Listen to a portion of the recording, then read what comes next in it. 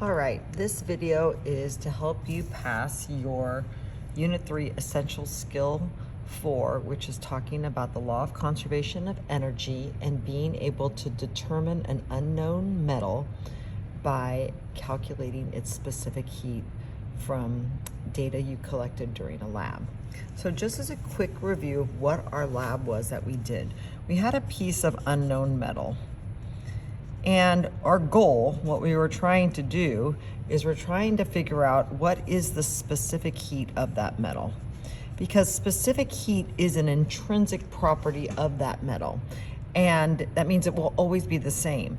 So once I have calculated the specific heat of this unknown metal, I can compare that specific heat on a chart and go, oh, the specific heat's the same as iron, so my unknown metal must be iron. So we were trying to identify this unknown metal by gathering enough information to calculate the specific heat.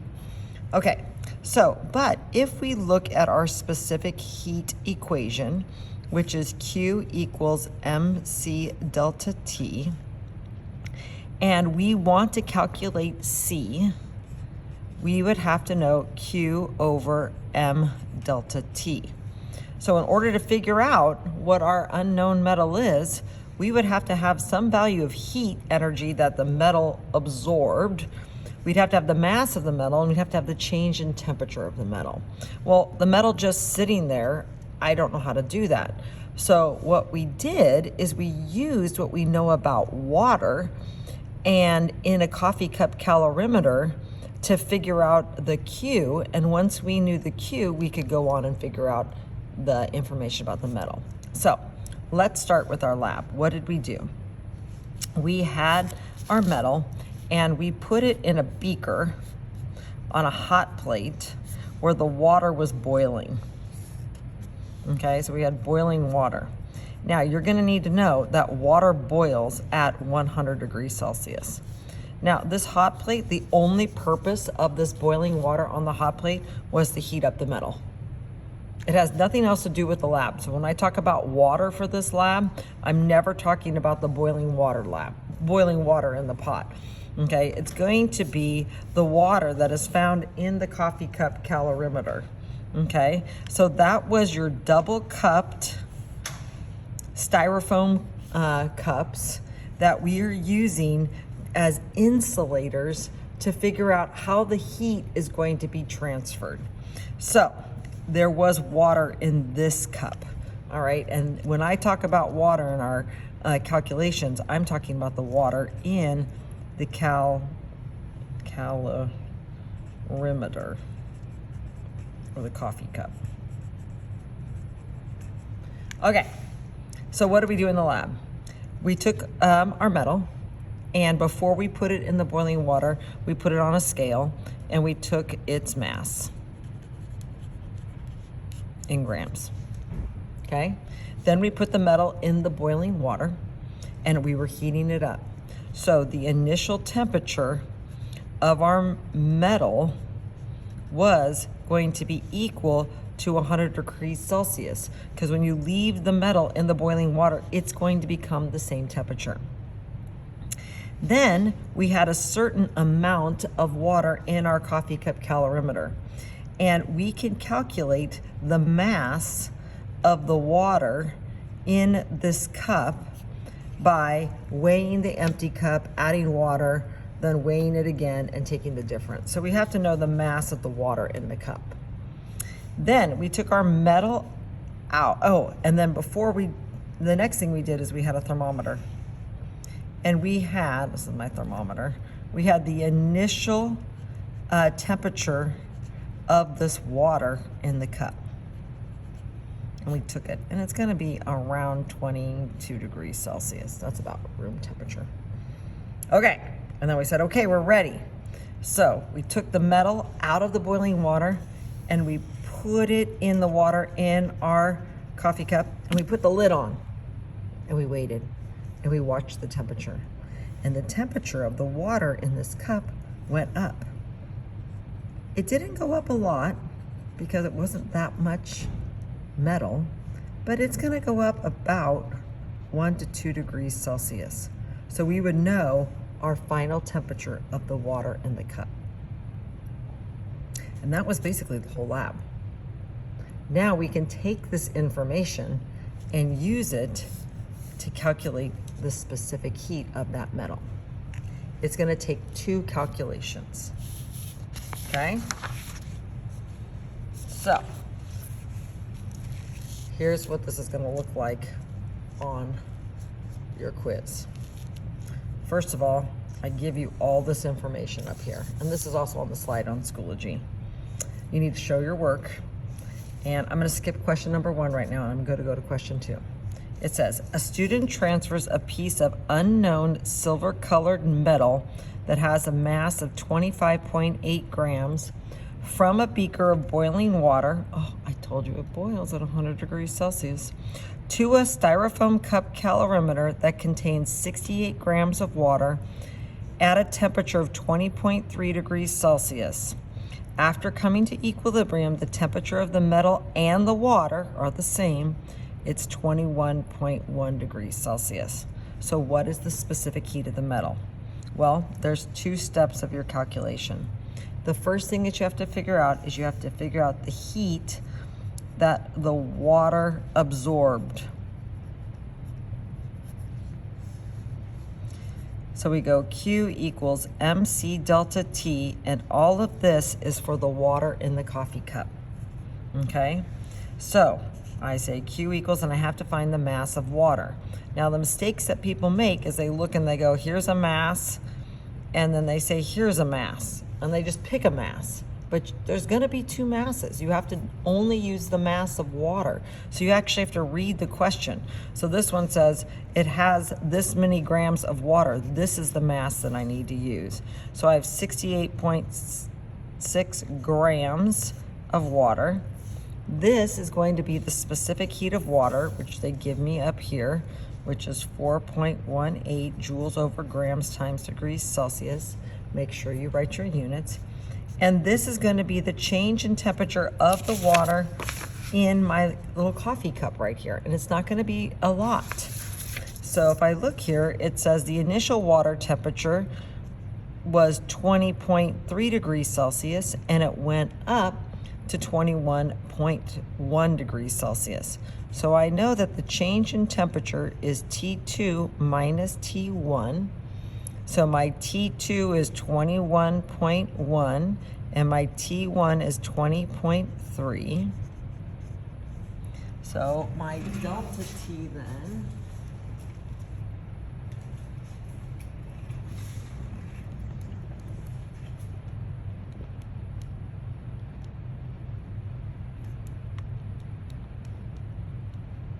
oh Lord have mercy. Is 0.8. Delta T is 0.8 degrees Celsius. That's what I'm going to put here. And that makes sense. The water only went up, the temperature in the water only went up a little bit with that little piece of metal. So now I multiply all these together. 60.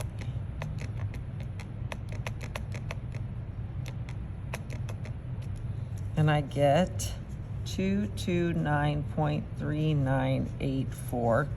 My grams cancel, my degrees Celsius cancel, and I'm left with joules, which is a measure of heat. Okay, as far as sig figs go, I look up here, all of my numbers have 3 sig figs, this one has 4. So my answer is gonna have 3 sig figs, which is gonna be 229 point, that 9's gonna round that to a 4 joules.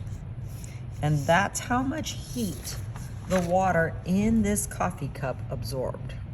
Okay. Now we get to this law of conservation of energy. And the law of conservation of energy says that energy cannot be created or destroyed. It is only transferred. So we say, okay, where did the energy absorbed by the water come from? It came from the metal. The hot metal lost its energy to the water. So I know that this value is equal to the amount of energy the metal lost. But because the metal is losing energy, It's the same number, but I have to make it negative. Now, step 2 of my calculations is to calculate the specific heat of the metal.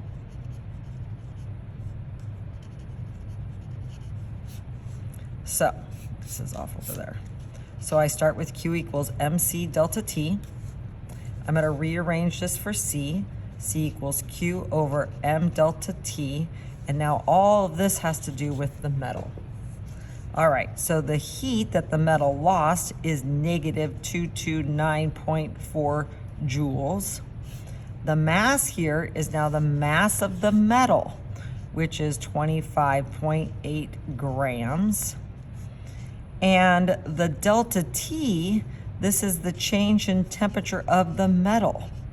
Well, the temperature of the metal is going to decrease. It went from 100 degrees Celsius and now it's the same temperature as the water because it's been sitting there, okay? So delta T is still figured out by doing T2 minus T1, but my T1 is 100 degrees Celsius. It started off really hot. My T2 is the same final temperature of the water, which is 21.1.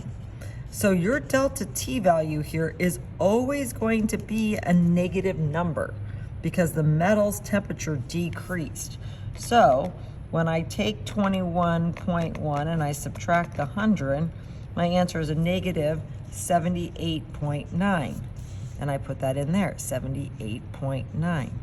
Now, because I have two negatives, my actual answer for C is going to be positive, and it should be.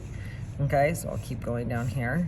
So C, I figured this out, and people type this into their calculator wrong too. I just keep it simple. I say, and I don't do the negatives because I know it's gonna be positive, and that way I don't have to worry about messing up in my calculator. I say 229.4 divided by 25.8 divided by 78.9 equals, and in my calculator I get 0.11269. Now, none of my units cancel, and it's gonna be joules over grams times degrees Celsius, which is the correct units for specific heat. Okay, so now I say here, okay, what is this metal? Well, sig fig wise, I need 3 sig figs, so I'd go 0.113 joules over grams times degrees Celsius.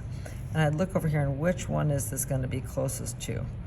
0.113, it's closest to lead.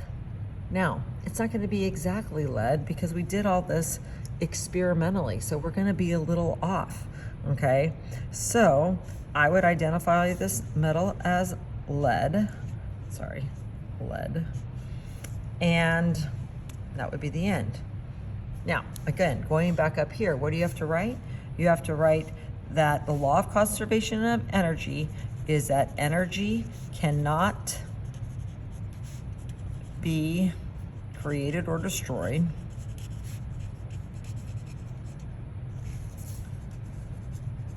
It is only transferred. And how that applies is that word right there to our lab. You have to write that the amount of energy that the metal lost is equal to the amount of energy that the water gained. That's what we used. We used what we knew about the gaining of energy of water to calculate the specific heat of the metal. Now, where do you have notes for this?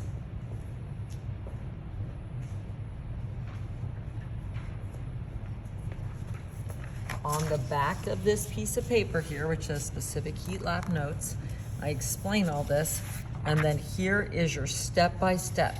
Step 1 calculations, calculate the amount of heat the water gained, calculate the specific heat of metal. I walk it through for you right here, okay? Now, again, sometimes people get mixed up when they have to read a question and it's all written like as a paragraph form versus just giving you a list of information. So where are things going to go wrong? The mistakes that people make is they use the wrong masses. Okay, so the masses can never be the same. This side is the mass of water, this side is the mass of the metal. The other thing that's different is delta T. They say, oh, I already calculated delta T, and they think this is this. These numbers can never be the same. This is the change in temperature of the metal, and it's gonna be a way bigger number. It's gonna be around 70 degrees, and it has to be negative. And this is only gonna be a little change in temperature because the water in the cup only increased a little bit. The only number that's going to be the same in both is going to be the answer that you get, okay? Except for you have to make it negative for the metal. The other trick is that sometimes people don't remember that the final temperature of the metal is equal to the final temperature of the water. And so that's what that's saying. After coming to equilibrium, the temperature of the metal and the water, that's the final temp for both of those, is this. So that gets a little tricky when sometimes you're trying to calculate the change in temperature. Again, read these notes. Practice, practice, practice. You got this.